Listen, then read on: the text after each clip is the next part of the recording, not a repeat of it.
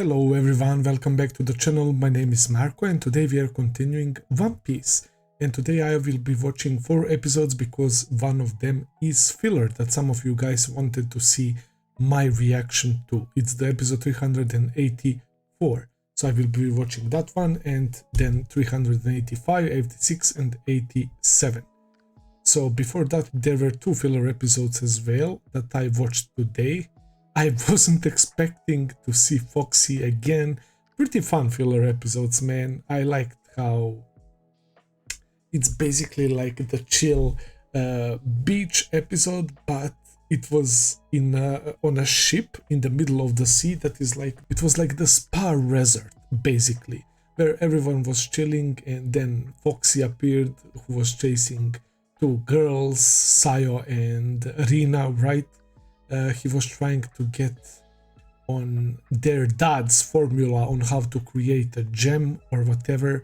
They had like the map in their dad's notebook, like a giant X, which they later on found. And it turns out that that place was below the spa resort, and the owner of spa resort was also trying to get his hands on it. So he became hostile and we started destroying his ship. It was nice, super chill and wholesome One Piece side stories with those the relationship with those 2 little girls and their father, who loved their village and he was worried that something might happen. He was always pushing himself, doing all sorts of experiment, leaving home pretty often. The girls basically lived alone because he went outside for a pretty long time, and one day he wrote them a message that they should continue his research on how to create that gem, and they started having doubts. But after they discovered the place in his notebook, they were able to see the circular rainbow, right? Because beneath that spa ship there was underwater volcano, and once they destroyed the ship, the circular rainbow appeared. And the order of the colors on that rainbow is the order of the medication they need to mix in order to make that gem. So it was a pretty satisfying conclusion. But yeah, last time in previous video I talked about Thriller Bark. My thoughts about previous arc are in my previous video. I talked about the fight with Moria and Kuma and my overall thoughts, so I won't annoy you guys with that much. Thriller Bark was amazing arc. I'm looking forward to see what happens next, what happens with my boy Ace, who is currently imprisoned in that underwater prison Impel Down, and his Weaver card is starting to burn, but it's not disappearing, right? Maybe it will become normal again once he gets better. He was probably beaten up badly by Blackbeard. He was injured after that battle. So yeah, Luffy was saying how he would get mad if Luffy and the others would come to his help. He has his own adventures. Luffy believes in his brother that he will be fine, and I'm hoping that's the case, but there is no way he will stay in that prison. We need to get him out somehow, or we are going to see his adventure of how he is going to escape that prison. That would be also very dope. Brook joined the crew. We have musician now.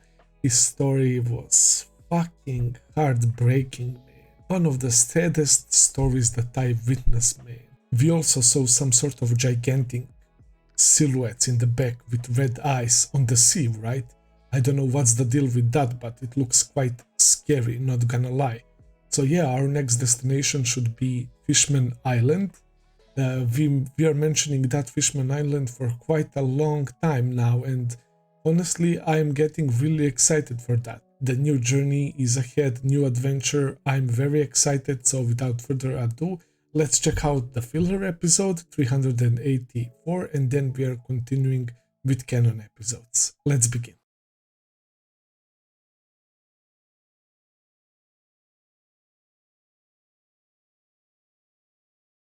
Alright guys, that was my reaction to 3 episodes, 3 canon episodes and 1 filler episode that was dedicated to Brook. Such a wholesome episode. I enjoyed it a lot, and I treat it as a canon episode in my head from now on, because that was really nice. And I like that Brooke got to learn about our past adventures and how we operate as a crew, and that our bond is unbreakable, man. And I'm glad that Robin was the one who told him about their interactions, their dynamics in the crew, right? And he saw him for himself. What everyone is doing, each of them has their own task. They're all getting along together. He saw the meal times, how chaotic it can be, and he should not let his guard down for Luffy not to steal his food. It was just so wholesome, man. So now Log Pose is pointing underwater to Fishman Island. I wonder how do we reach it, man. Like, One Piece is so incredible when it comes to all these different locations and adventures. We were on the sky, now we are literally about to go underwater. I mean, submarine can only go so far, man, until it starts breaking to immense pressure, man, and it only makes sense. We had to back off. But then we see the sea creature that spits out Camie and Pappug, the starfish with Rasta cap who can talk, sing, and apparently is like a fashion designer or whatever, criminal wear. That was really interesting. And we have Camie, who is cute but also kind of goofy, and she's like a mermaid version of Luffy, man. She doesn't realize the obvious, that it was a trap, man, and she's making those crazy scared faces, man. So as I expected, she will be our gate towards Fishman Island, that's for sure, after we save Hatchin. And Oda doesn't have to do this, but he still does, and it's still such a nice callback that we see Hatchin, man. He was, to be honest, after Arlong, the most interesting fishman because of how dumb he was, and he acted nice towards Zoro when he let Zoro go inside of their place, man. I think Zoro tricked him unintentionally, right? He just let him go, and later on they fought. Zoro won. He was wielding 6 swords, and Zoro won that battle. Sanji was fighting that guy underwater who used like karate, and Usopp was fighting that guy, Chu, right? We got to see his name. They reminded me, and he was the guy who was chasing for Usopp, and that was Usopp's first W, if I remember correctly. So bittersweet throwback. It's honestly a nice throwback, but when it comes to Nami and her past, I mean, it's not something you can just forget like that. For all those years, they were treating Nami like the member of their crew, but Arlong was only keeping her because of her ability to draw maps. He was using little child who blindly believed that if she gets 100 mil, that Kokoyashi village would be free. That was a freaking lie, man. And he killed Belmare. That was rough. I will never forget that flashback, man. I really liked Belmare. That was incredible backstory, and that arc was where I began to fall in love with One Piece, man. When the boys broke the gate and they had that epic entrance. It was so nice. It was so nice. So we're dealing with these weird fishmen that are talking to these like flying fishmen riders, and their leader is Duval, and they kept talking about selling humans or whatever, and mermaids, which sounds weird as fuck, and they don't seem too strong, so I think I'm pretty positive that we're going to deal with them easily. So Luffy started taking action. He saved Camie and Pappug, right? And Hatchin is still in cage, but we will get him out as well. They all needed Nami's confirmation, and I really respect that. Nobody was about to save Hatchin until Nami thought things through and said it's fine. And I kinda anticipated that, because Nami has a heart of gold as well, despite her often acting like tough and that it's all about money. We know that Nami is actually one big softie, man, and she's great. We all love Nami. So yeah, I enjoyed that quite a lot. Not a lot of things happened, but I feel like meeting Camie and rescuing Hatchin will play a huge role in that way, that it's going to help us reach the Fishman Island with ease, which would otherwise probably be very impossible task, right? So I'm looking forward to that and to see who the fuck is target of this guy Duval, who is a huge guy, huge buff guy with that mask. Nothing rings a bell, honestly, and he said meet straw hats. It's like he never met them before, so that kinda made me feel like we never actually saw this guy.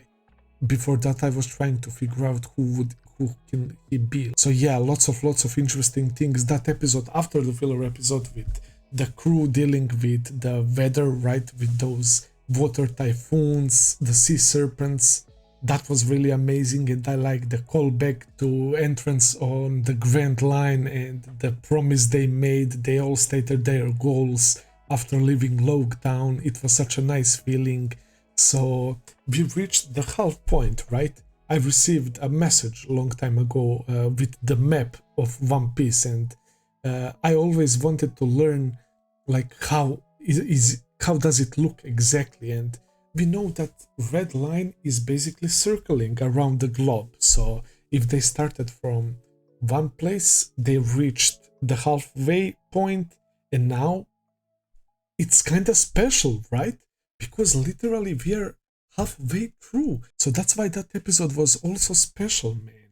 We are literally halfway through. That's a huge deal. I also wanted to point out how Garp was proud of his grandson, man, while Fleet Admiral was foaming, man. He was so mad, and he was upset about Kuma. Kuma stated that they escaped. That's really interesting as well. And Garp didn't mention Ace, nor he seemed concerned at all. I wonder, does he even know what happened? I mean, they appointed Blackbeard as a warlord, and he probably learned why they did that. So that's something I'm wondering about. Like, what if he doesn't have good relationship with him, like with Luffy? It's not like he was too nice to Luffy, man. We know that he was training Luffy since he was a little kid, right? He was throwing him into the jungle and stuff. But yeah, he said the fist of love when he punched Luffy, so it goes to show you that he likes his grandson, man. I will end the video here for today. Great stuff as always. Thank you for watching. I hope that you enjoyed. If you did, consider subscribing, leave a like, comment, all that good stuff as always. Check out my Patreon page if you want to see a few episodes early. I will be seeing you very soon with another video. Until then, take care and have a nice day. See ya, guys.